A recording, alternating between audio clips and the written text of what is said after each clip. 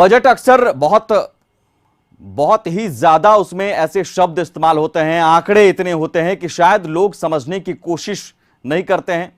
सोचते हैं कि क्या इसमें अपना एनर्जी वेस्ट किया जाए, अपना दिमाग खपाया जाए। लेकिन आपको समझना चाहिए, क्योंकि ये बजट आपके लिए है और आपको ज्यादा समझाने के लिए, बेहतर आसान भाषा में समझाने के लिए हमने मेहनत की। इसलिए अगले आधे घंटे देखिए इस बजट में आपके लिए खास क्या है, खासतौर पर शिक्षा जैसे क्षेत्र में बिहार सरकार ने क्या प्रावधान किए हैं, वो भी तब जब शिक्षकों की बहाली होनी है।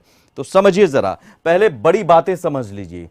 क्या बजट की बड़ी बातें हैं? वित्त मंत्री तारकिशोर प्रसाद ने विधानसभा में 6 सूत्रों पर आधारित 2,37,691 करोड़ 19 लाख का बजट पेश किया। ग्राफिक्स के जरिए सबसे पहले समझिए कि बड़ी बातें क्या हैं। बजट का आकार जो है 19,000 करोड़ ज्यादा है। ये 2022-23 में विकास दर 7.9% रहने का अनुमान जताया गया है। सामाजिक क्षेत्र में बजट का 65% खर्च होगा। समाज कल्याण के लिए 12,375 करोड़ रुपए का प्रावधान किया गया है। स्टूडेंट क्रेडिट कार्ड योजना के लिए 700 करोड़ का प्रावधान है, जो 7 निश्चय का हिस्सा है। कृषि क्षेत्र के लिए और आधारभूत संरचना के लिए कुल मिलाकर 29,000, कृषि क्षेत्र के लिए वैसे 7,712 करोड़ है। शिक्षा के लिए 39,191 करोड़, स्वास्थ्य विभाग के लिए 16,134 करोड़ का प्रावधान किया गया है और हर घर नल का जल के लिए 9.90 करोड़ का प्रावधान किया गया है। और ये कहा गया है कि बिहार में अब तक 800 करोड़ का निवेश, 151 एथेनॉल उत्पादन की यूनिट लगाई जाएगी।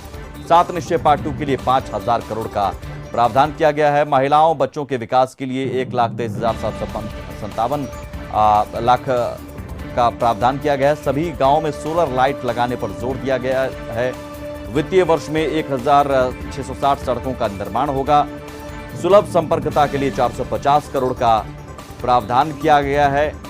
88 लाख घरों में नल का जल पहुंचाया गया, ये सरकार ने दावा किया है।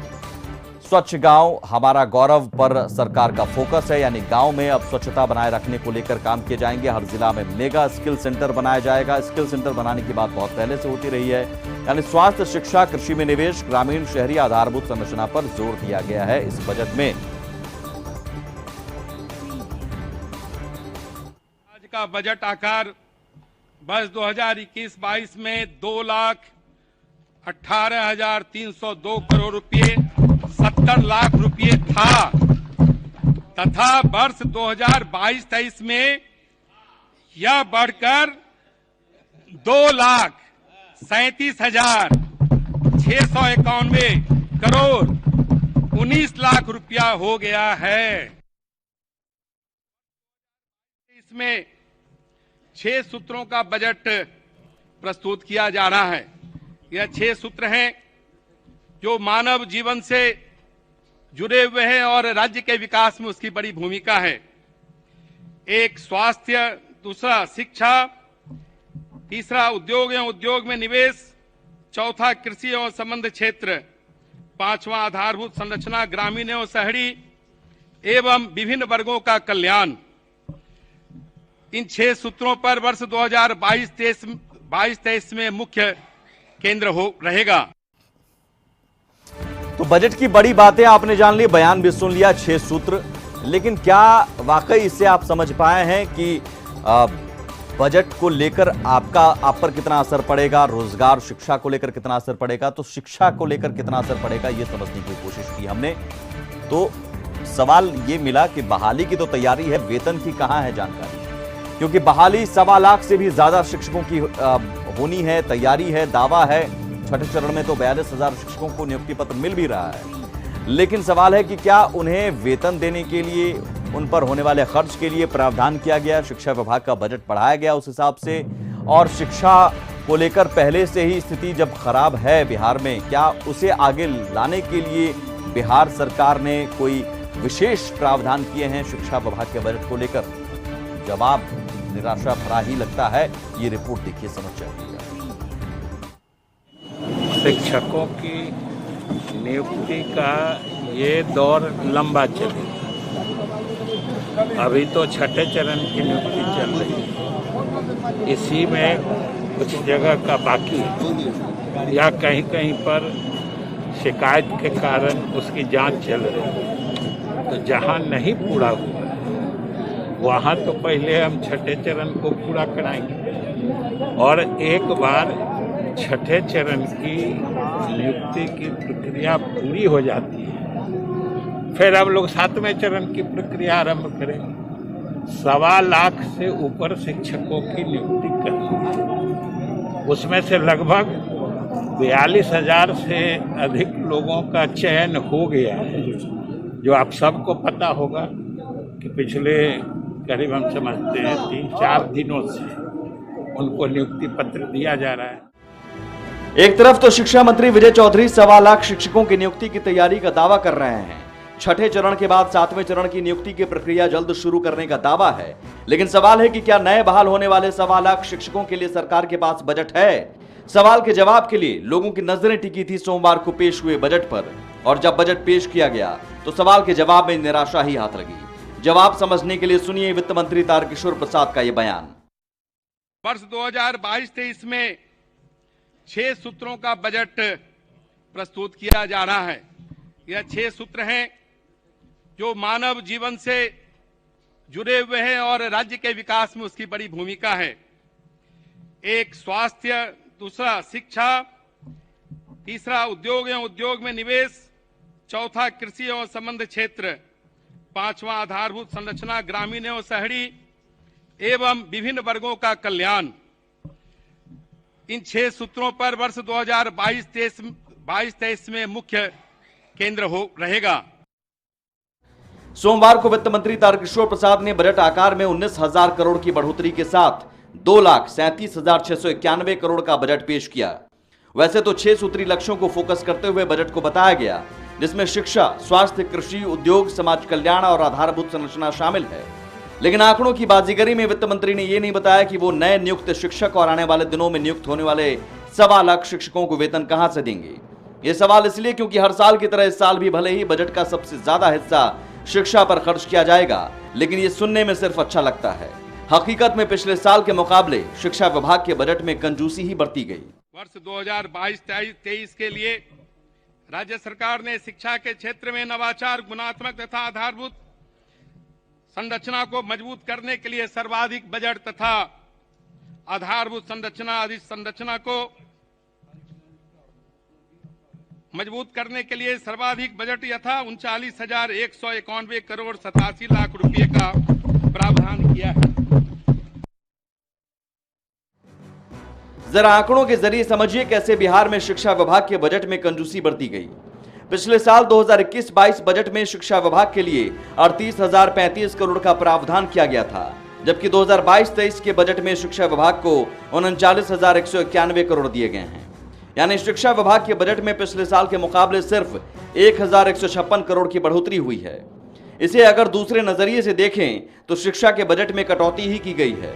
2021-22 में 2,18,000 करोड़ के बजट में 17% हिस्सा शिक्षा के लिए, जबकि 2022-23 में 2,37,000 करोड़ के बजट में 16.5% हिस्सा शिक्षा के लिए है। मतलब प्रतिशत में देखें तो शिक्षा के बजट में पिछली बार के मुकाबले 0.5% कटौती ही हुई है। ये कटौती तब की गई जब छठे चरण के तहत 42,000 नए शिक्षकों की नियुक्ति की जा रही है, जिनके वेतन पर राज्यांश मद से 40% का खर्चा राज्य सरकार को देना होगा, जिस पर लगभग 1,100 करोड़ खर्च होने का अनुमान है। छठे चरण में माध्यमिक और उच्च माध्यमिक शिक्षकों के 32,714 पदों पर नियुक्ति बाकी है। वहीं छठे चरण में प्राथमिक शिक्षकों के 47,000 से ज्यादा और माध्यमिक उच्च माध्यमिक शिक्षकों के लगभग 25,000 पद खाली रह जाएंगे, जिसे 7वें चरण की बहाली में जोड़ा जा सकता है। यानी आने वाले दिनों में 1,04,714 शिक्षकों की बहाली होनी है, जिसमें प्राथमिक शिक्षकों के 47,000 शिक्षकों के वेतन के लिए करीब 1,600 करोड़ की जरूरत होगी। यानी छठे चरण और 7वें चरण के कुल 89,000 शिक्षकों के वेतन के लिए करीब 2,700 करोड़ की जरूरत होगी। वहीं छठे और 7वें चरण के तहत माध्यमिक और उच्च माध्यमिक शिक्षकों के कुल 57,714 शिक्षकों के वेतन के लिए करीब 2,800 करोड़ की जरूरत होगी। यानी आने वाले दिनों में नए बहाल होने वाले कुल 1,46,714 शिक्षकों के वेतन के लिए करीब 5,500 करोड़ की अतिरिक्त जरूरत होगी। यानी पिछले बजट 38,000 करोड़ के अलावा 5,500 करोड़ सिर्फ नए शिक्षकों के वेतन के लिए ही चाहिए, लेकिन बजट में सिर्फ 1,156 करोड़ की बढ़ोतरी हुई है। जबकि शिक्षा विभाग के 39,191 करोड़ में 7,910 करोड़ सिर्फ स्कूल निर्माण पर खर्च करने का प्रावधान किया गया है। शिक्षा राज्य में शिक्षा के क्षेत्र में नवाचार सुधार किए गए हैं। राज्य सरकार द्वारा माध्यमिक विद्यालय विहीन पंचायतों में कुल 6,298 उत्क्रमित एवं 9 स्थापित उच्च माध्यमिक विद्यालय के भवन निर्माण हेतु 7,530 करोड़ 42 लाख रुपए की स्वीकृति प्रदान की गई है। राज्य के माध्यमिक विद्यालय विहीन पंचायतों में स्थापित उच्च माध्यमिक विद्यालयों में एवं राजकीयकृत प्राथमिक विद्यालयों में प्रधान शिक्षक के पद के सृजन की स्वीकृति दी गई है। यानी स्कूल निर्माण को छोड़ दें तो शिक्षा विभाग के पास 31,281 करोड़ की बचता है, जिसमें मौजूदा 3,83,000 शिक्षकों के वेतन देने और बाकी खर्च का भी प्रावधान है। सवाल है कि नए बहाल होने वाले शिक्षकों के लिए बजट में प्रावधान क्यों नहीं किया गया? आखिर नए बहाल होने वाले करीब 1,42,000 शिक्षकों को वेतन कहां से देगी सरकार? क्या नए शिक्षकों के वेतन देने को लेकर राज्य सरकार के पास कोई योजना है? ये सवाल इसलिए भी अहम हो जाते हैं क्योंकि पहले से ही नियुक्त 4.25 लाख शिक्षकों को वेतन देने में 2 से 3 महीने की देरी हो रही है। सवाल यह भी कि सरकार के पास 7वें चरण की नियुक्ति को लेकर क्या प्लान है? ब्यूरो रिपोर्ट, कशिश न्यूज। तो जरा समझिए एक बार फिर से कि क्या स्थिति है इस बजट को लेकर। आकार तो बढ़ा, जरूर खुश होने की बात है, लेकिन शिक्षा जैसे क्षेत्र में क्या हम इस रफ्तार से बढ़ेंगे, इस सुस्त रफ्तार से बढ़ेंगे? वो भी तब जबकि करीब 3 लाख से ऊपर शिक्षकों के पद खाली हैं और शिक्षा के मामले में बिहार अभी भी पिछड़ा है। देखिए जरा बजट में क्या स्थिति है। 2021-22 बजट में शिक्षा विभाग के लिए 38,035 करोड़ का प्रावधान था, लेकिन 2022-23 बजट में शिक्षा विभाग को 39,191 करोड़ दिया गया। बड़ा खुश होना चाहिए, लेकिन खुश क्यों नहीं होना चाहिए? क्योंकि शिक्षा विभाग के बजट में सिर्फ 1,156 करोड़ की बढ़ोतरी हुई। 2021-22 में 2,18,000 करोड़ का बजट था, जिसका 17% हिस्सा शिक्षा के लिए था, जबकि 2022-23 में 2,37,000 करोड़ के बजट में 16.5% हिस्सा शिक्षा के लिए, यानी शिक्षा के बजट में पिछली बार के मुकाबले 0.5% की कटौती ही की गई। छठे चरण के तहत 42,000 नए शिक्षकों की नियुक्ति की जा रही है, जिनके वेतन पर राजस्व मद से 40% का खर्चा होना है। राज्य सरकार को 42,000 शिक्षकों के वेतन पर करीब 1,100 करोड़ खर्च होने का अनुमान है। छठे चरण में माध्यमिक उच्च माध्यमिक शिक्षकों के 32,714 पदों पर नियुक्ति, बाकी छठे चरण में प्राथमिक शिक्षकों के 47,000 से ज्यादा पद खाली रह जाएंगे। अब समझिए कि माध्यमिक उच्च माध्यमिक शिक्षकों के लगभग 25,000 पद भी खाली रह जाएंगे, यानी खाली पदों को अब 7वें चरण की बहाली में जोड़ा जा सकता है। अब आने वाले दिनों में ऐसे अगर जोड़ें तो 1,04,714 शिक्षकों की और बहाली होनी है। 47,000 प्राथमिक शिक्षकों के वेतन के लिए करीब 1,600 करोड़ की जरूरत पड़ती है। छठे चरण और 7वें चरण के कुल 89,000 नए प्राथमिक शिक्षक हो जाएंगे और 89,000 नए प्राथमिक शिक्षकों के वेतन के लिए करीब 2700 करोड़ की जरूरत पड़ेगी। और दूसरी तरफ छठे 7वें चरण के तहत माध्यमिक और उच्च माध्यमिक शिक्षकों के कुल 57,714 पद हो जाएंगे और 57,714 शिक्षकों के वेतन के लिए करीब 2800 करोड़ की जरूरत होगी। यानी कुल 1,46,714 शिक्षकों के वेतन के लिए करीब 5500 करोड़ चाहिए अतिरिक्त, लेकिन पिछले बजट 38,000 करोड़ के अलावा ये चाहिए। लेकिन बढ़ोतरी कितनी हुई? सिर्फ पिछले बजट के मुकाबले सिर्फ 1,156 करोड़ की बढ़ोतरी हुई है बजट में, और वो भी 0.5% की बढ़ोतरी। अब सवाल यही है कि क्या नए बहाली को लेकर सरकार के पास कोई प्लान नहीं है? अगर नए बहाली इतनी संख्या में करने जा रहे हैं, 1,40,000-41,000 शिक्षकों को बहाल करने जा रहे हैं, तो क्या कोई योजना है वेतन देने को लेकर? कैसे वेतन देंगे, ये सवाल है और सवाल का जवाब सरकार को ही देना होगा। और शिक्षा विभाग में और क्या खर्च करने की जरूरत अभी नहीं है?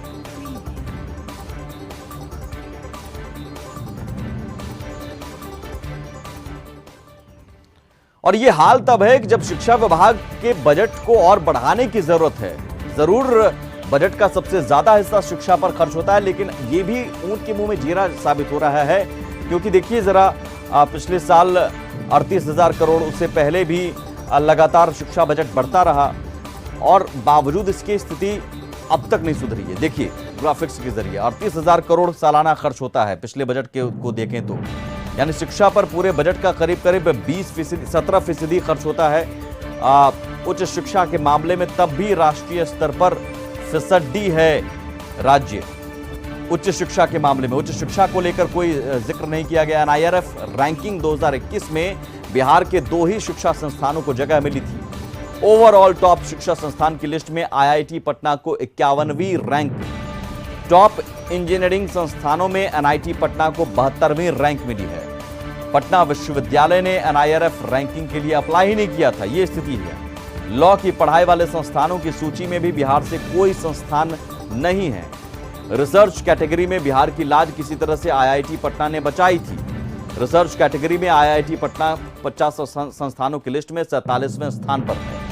फार्मेसी में भी बिहार का कोई शैक्षणिक संस्थान नहीं है।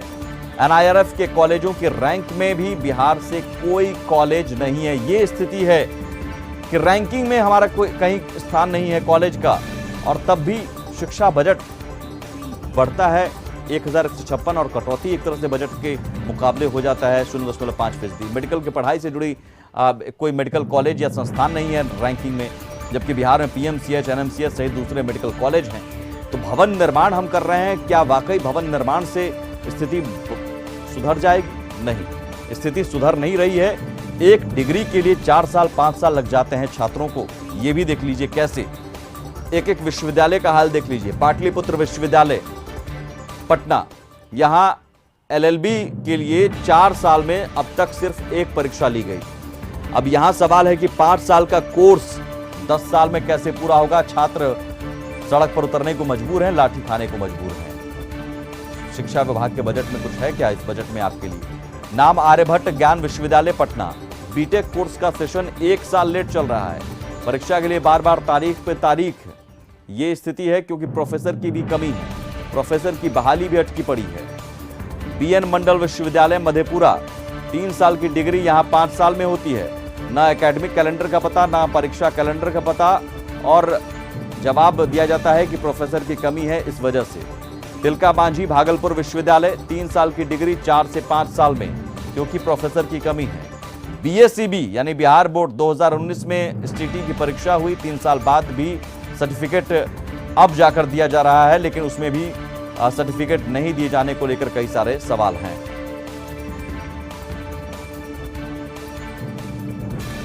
अब आम युवा जो पढ़ाई करने वाले छात्र हैं, हमने उनसे पूछा, हमारे संवाददाता रुचिका राज ने, कि शिक्षा को लेकर ये स्थिति है बजट में, आप क्या सोचते हैं? उन छात्रों ने क्या कहा, आप खुद सुनिए। हैं यहाँ पे, इनसे हम बातचीत करते हैं, इनसे जानते हैं कि जिस तरीके का बजट पेश किया गया है, क्या ये उस बजट से संतुष्ट है? तो बताइए, क्या लगता है इस बार जो बजट पेश किया गया है राज्य सरकार की तरफ से, आप उससे संतुष्ट हैं? इन्वायरमेंट के क्षेत्र में अच्छा खासा बजट का हिस्सा आया है, बट शिक्षा के क्षेत्र में भी आया है, बट वो हम लोग को देखने को कहीं नहीं मिलता है। कॉलेज में प्रोफेसर की अपॉइंटमेंट नहीं हो रही है, स्कूल में टीचर्स उतने उस लायक जितनी ज़रूरत उतनी आ नहीं पा रहे हैं, तो शिक्षा के क्षेत्र में थोड़ी निराशा हम लोगों को। अच्छा, लगातार बेरोजगारों की देखते हैं प्रोटेस्ट होता है, आए दिन कोई ना कोई लोग प्रोटेस्ट करते हुए नजर आते हैं, चाहे एसटीटी के छात्र हों या और भी छात्र हों। तो क्या लगता है आपको कि जिस तरीके से उद्योग में पैसे लगाए जा रहे हैं, इस बार इथेनॉल के फैक्ट्रीज लगाए जाएंगे, तो इससे बेरोजगारी कम होगा? मैम, बेरोजगारी सिर्फ वैकेंसी लाने से तो ख़त्म नहीं होगी, उसको सही टाइम पे कंप्लीट भी करना होता है। प्रोफेसर की बहाली आई थी कुछ 2-3 साल पहले, अभी तक कंप्लीट नहीं हुई है। शिक्षा के क्षेत्र में इस बार सरकार ने बहुत, ये स्थिति है। छात्र भी कह रहे हैं कि बहाली लाने से नहीं होगा, उसे लेकर कोई रोड मैप प्लान बनाना होगा, जल्दी समय पर पूरा करना होगा। प्रोफेसर की बहाली नहीं है, छात्र डिग्री पाने के लिए 4 से 5 साल का इंतजार करना पड़ता है उन्हें। इसलिए मैं आपको कहता हूं कि बार बार बजट खुद समझने की कोशिश कीजिए। आपको आंकड़े और आंकड़ों के जाल में बताया जाएगा कि इतना हो रहा है, लेकिन क्या हो रहा है ये समझने की कोशिश कीजिए। लौटते हैं बस थोड़ी देर बाद। शराबबंदी कानून है, शराबबंदी लागू है, लेकिन अब शराब पीने पर जेल नहीं होगी। कैसे, बताएंगे ब्रेक की उस बात।